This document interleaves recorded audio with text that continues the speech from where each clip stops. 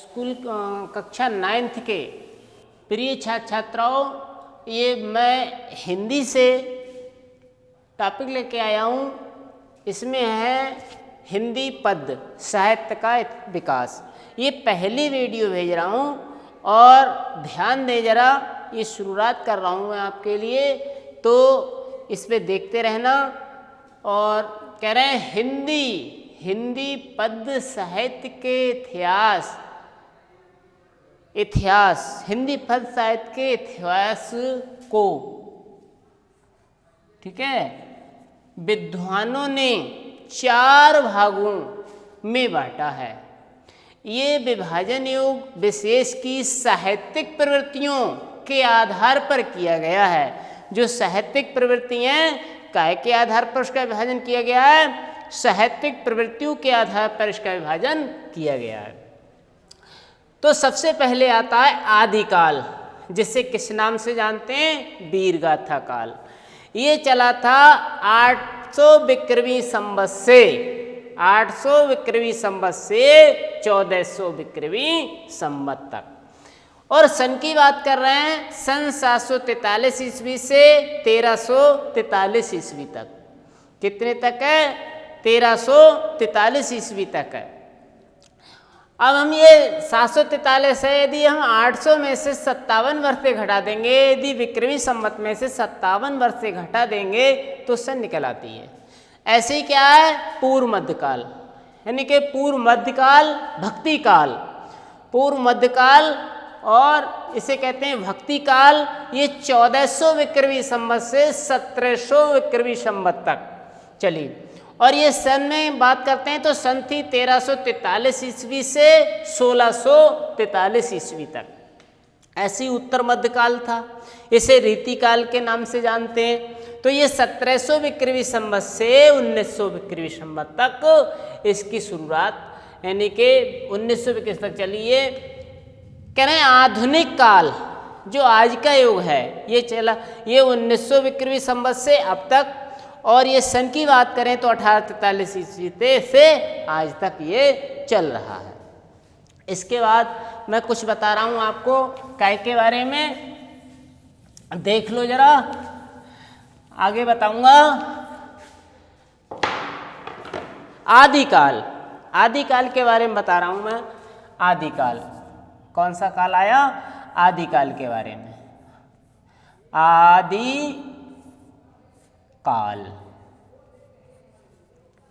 आदिकाल तो आदिकाल को कई नामों से जानते हैं। आदिकाल, वीरगाथा काल, चारण काल आदि नामों से जानते हैं। और ये चला था 743 ईस्वी से 1343 ईस्वी तक।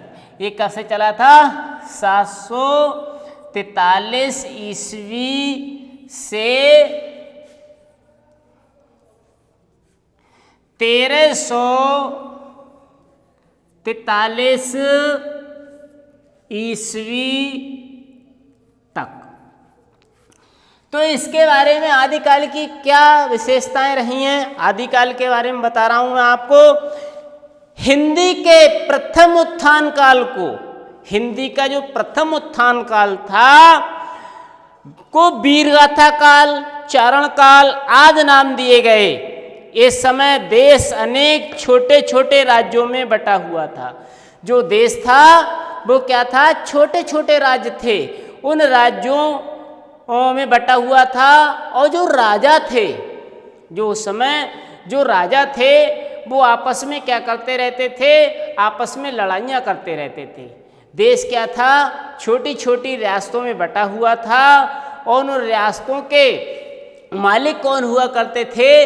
राजा हुआ करते थे। वह राजा आपस में क्या करते थे?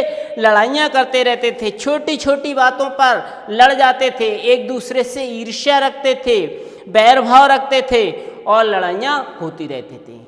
जब आपस में जब लड़ते रहोगे घर के लोग, तो दूसरे लोगों को मौका लग जाएगा। तो इसी समय मुस्लिम लोगों के भी, बाहर के जो थे, उनके भी आक्रमण होने लगे थे।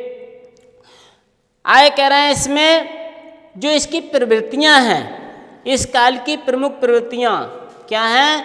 जो इस काल की प्रवृत्तियां हैं, ये प्रश्न आता है आदिकाल की प्रमुख प्रवृत्तियां क्या हैं? तो इस काल की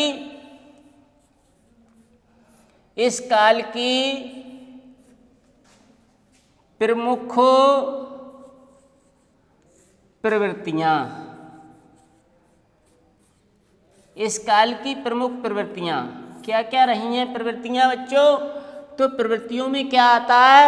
इस काल में प्रवृत्तियों के बारे में बता रहा हूं आपको। प्रवृत्तियों में क्या क्या चीज दी गई है?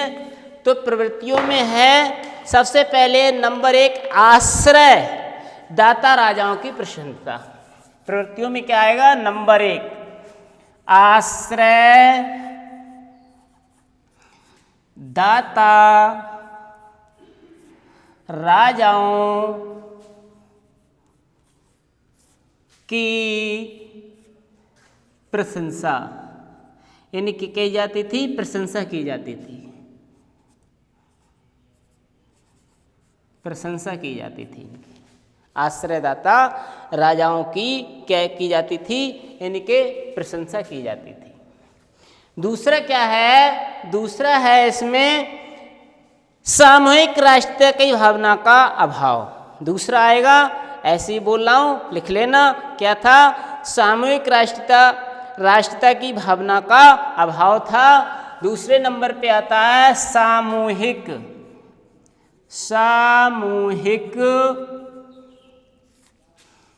राष्ट्रीय भावना का अभाव। सामूहिक राष्ट्रीय भावना का यहाँ पर क्या था? अभाव था। और सामूहिक राष्ट्रीय भावना का अभाव पाया जाता था यहाँ पर इस समय। और मैं बता रहा हूँ आपको, इसमें दिया है वीर रस के साथ श्रृंगार का भी वर्णन, ऐतिहासिक व्रतों, ये चौथा है वीर रस के साथ श्रृंगार का भी वर्णन। पांचवा ऐतिहासिक व्रतों में कल्पना का प्राचुर्य। तो इसमें देखो वीर रस के साथ सबसे बड़ी बात यह है, इसमें वीरता के बारे में बहुत बताया जाता था, बढ़ा चढ़ा करके वर्णन किया जाता था। उस समय क्या था, जो महुआ क्षेत्र था, जहाँ के आला उधल थे, उनकी ज़्यादा उनके गुणगान का ज़्यादा वर्णन किया जाता था। तो जो योद्धा लोग थे, तो उसमें क्या था, उनके बहुत, अगर कहीं जरा सी भी लड़ाई हो गई तो उसका क्या था, बड़े ही रोचक ढंग से, जो कवि लोग थे बहुत रोचक ढंग से उसके बड़ा चढ़ा करके वर्णन किया जाता था। जैसे आपको खंड आगे मिलेंगे पढ़ने को, आदिकाल की रचनाओं के दो रूप मिलते हैं, एक प्रबंध काव्य के रूप में, दूसरे वीर गीतों के रूप में। तो इसमें वीरता वाले गीत गाए जाते थे, जैसे आला के माध्यम से कह दिया जाता था। जो पुराने बुजुर्ग लोग हैं वो आला बहुत शौक से सुनते थे। आज की जो युवा पीढ़ी है, नाटक हैं, फिल्में हैं, इन्हें बहुत गौर से देखते हैं। तो पहले क्या था, जो वीर गीत थे उन्हें बुजुर्ग लोग बहुत गौर से सुनते थे। तो इसकी विशेषताओं में है वीर रस के साथ, जैसे वीरता वाली, कहते हैं बड़ लड़ैया है मोहबेकू, जिसकी बात कही ना जा, 100 हाथिन को वल रखे उधल और बना फल रहा है। यहाँ तक कि महिलाएं भी कम नहीं थीं।